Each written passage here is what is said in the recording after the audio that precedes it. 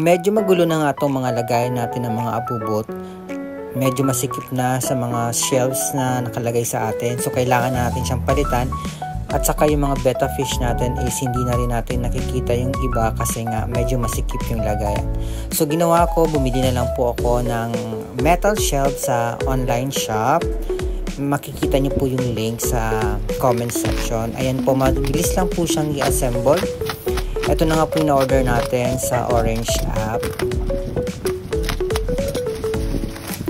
So ito po ang laman niya. Sobrang sulit lang po ang price niya.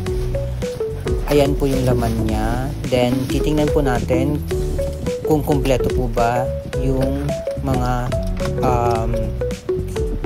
materials niya.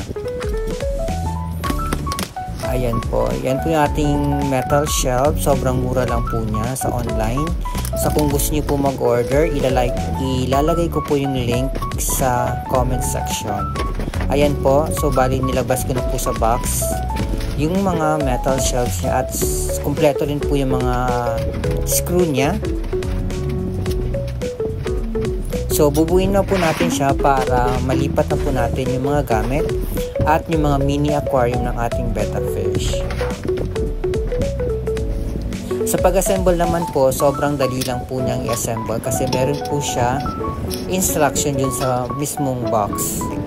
So hindi ko na po papakita yung mismong pag-assemble nito. So check nyo lang po yung mga instruction dyan sa box. At sa screw naman po is may mga extra screw po siya. So in case po may mawala is may mga replacement po kayo.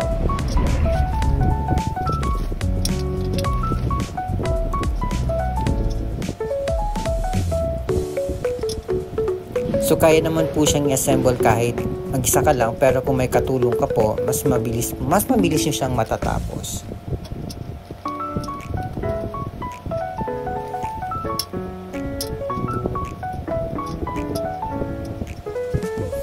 So natapos ko na po siya. Ito po yung final output niya. Sobrang ganda po niya. Ang pinili ko po yung black kasi yung motif po ng kwarto namin is black. So ililipat ko na po yung mga gamit natin dito sa ating metal shelves. So makikita nyo po, ito na po yung ating outcome nung nalipat na po natin yung ating mga gamit.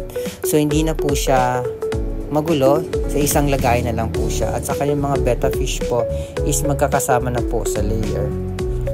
So kung gusto niyo po mag-order nito, ilalagay ko po yung link sa ating comment section. Thank you po sa pagnunood. Bye-bye po.